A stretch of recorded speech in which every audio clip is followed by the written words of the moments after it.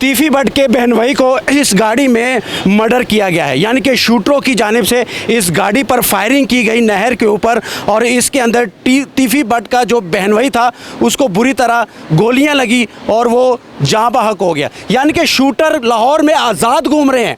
अब डीआईजी साहब क्या कर रहे हैं यहाँ पर पीरू है, यहाँ पर डॉल्फिन स्क्वाड है, यहाँ पर लाहौर की पुलिस है, वो क्या कर रही है? सिर्फ क्या शनाख्ती कार्ड डॉल्फिन पुलिस ने चेक करने होते? यानी कि टारगेट जो किलर्स हैं लाहौर में, जो शूटर्स हैं, वो कभी भी किसी वक्त भी किसी को ठोक कर चले जाएंगे, लेकिन कोई पूछने वाला नहीं है। ये पिछले 5 से 10 दिनों के अंदर लाहौर का जो हाल है, यकीन करें लाहौर ये इस वक्त खौफ का शिकार है।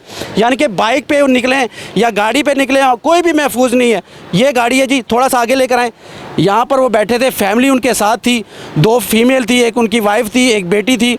और इस गाड़ी में ब्लड हम आपको नहीं दिखा सकते। इस गाड़ी में वो ड्राइव कर रहे थे, कहीं से निकले थे, लेकिन शूटर आए, उन्होंने घात लगाई। ये गोली का निशान ये है, एक गोली का निशान ये है और एक ये है। यानी कि 1 2 3 गोलियों का निशान आपको यहाँ नज़र आएंगे और एक ये है 4 गोलियाँ, यानी कि बाकायदा एक यहाँ से छू कर गुजरी है। यानी कि एक सॉफ्ट टारगेट था शूटर्स के लिए। वो आए, उन्होंने घात लगाया, आगे रोका, फायरिंग की अंधाधुंध, जिसमें उनकी जो मिसेस है वो ज़ख्मी है, बेटी बच गई है। लेकिन तीफी भट्ट का बहनोई इस वक्त दुनिया में नहीं है, वो जाँ बहक हो गया गोलियों की जद में आकर। और ये गाड़ी है प्राडो टाइप की गाड़ी है, इसमें वो जा रहे थे फैमिली के साथ, कहीं पर जा रहे थे। ये पुरानी दुश्मनी आगे बढ़ती जा रही है। इससे पहले बलाज टीपू कत्ल हुआ, उसके बाद पुलिस मुकाबले में, यानी कि पुलिस हिरासत में भी वो मार कर चले जाते हैं। जैसे कि पिछले एहसन शाह वाले मामले में वो निशानदेही के लिए लेकर जा रहे थे। यानी कि शूटर इस वक्त आज़ाद घूम रहे हैं। कोई भी आकर पुलिस की कस्टडी में भी मार जाएगा, पुलिस मुकाबला हो जाएगा, लेकिन पूछने वाला नहीं है, इंक्वायरी नहीं होगी।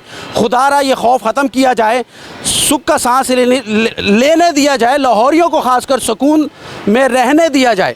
अब ये इतनी बड़ी जो ये हाई प्रोफाइल केस है, क्योंकि इनकी दुश्मनी पुरानी चलती आ रही है। अब देखें कि ये रुख क्या इख्तियार करता है, आगे किसकी बारी है, इसके बाद किसकी बारी है, हमें नहीं पता इस चीज़ का। लेकिन ये जो हुआ ये अफसोसनाक, अफसोस से अफसोसनाक तर हम इसको कहेंगे। यानी कि दिन दिहाड़े शूटर आते हैं, मार कर चले जाते हैं, मुखालफिन एक दूसरे को मार रहे हैं, लेकिन पुलिस क्या कर रही है? डॉल्फिन पुलिस जो कि सारा दिन लाहौर में होती है, घूमती है, वो सिर्फ शनाख्ती कार्ड चेक करती है, लेकिन उनकी सर्च कहाँ है, उनकी इंटेलिजेंस कहाँ है? CIA की इंटेलिजेंस कहाँ पर है? CIA की एक अपनी इंटेलिजेंस होती है, उनके अपने एक मुखबर होते हैं जो बताते हैं कि इस वक्त शूटर क्या कर रहे हैं, इस वक्त जो मोस्ट क्रिमिनल लोग हैं वो कहाँ बैठे हैं, इनकी अपनी रायकी किधर है।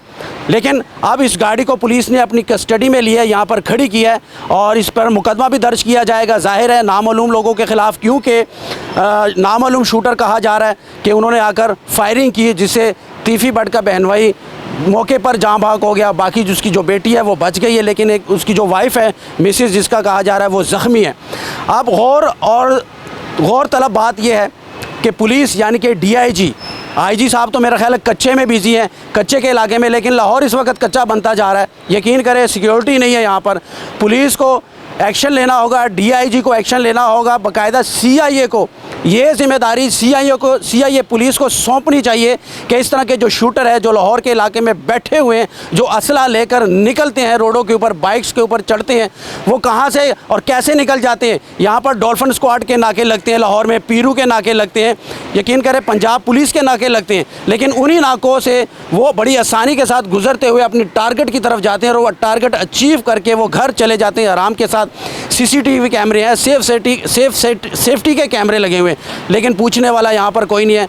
एक शख्स फैमिली के साथ निकलता है, उसको नहीं पता कि मैं घर सही सलामत जाऊँगा या नहीं, वो शूटरों की नज़र हो जाता है। अब पुलिस को एक्शन लेना चाहिए, पुलिस को चौकन्ना होना चाहिए, नाके बढ़ाने चाहिए, गश्त करना चाहिए, CIA को अपनी इंटेलिजेंस बढ़ानी चाहिए ताकि पुलिस को मदद मिल सके, पंजाब पुलिस को, लाहौर की पुलिस यानी कि DIG साहब और उनकी फोर्सेस को इसकी हेल्प मिल सके, ताकि CIA वो करे जिसके लिए CIA बनाई गई है।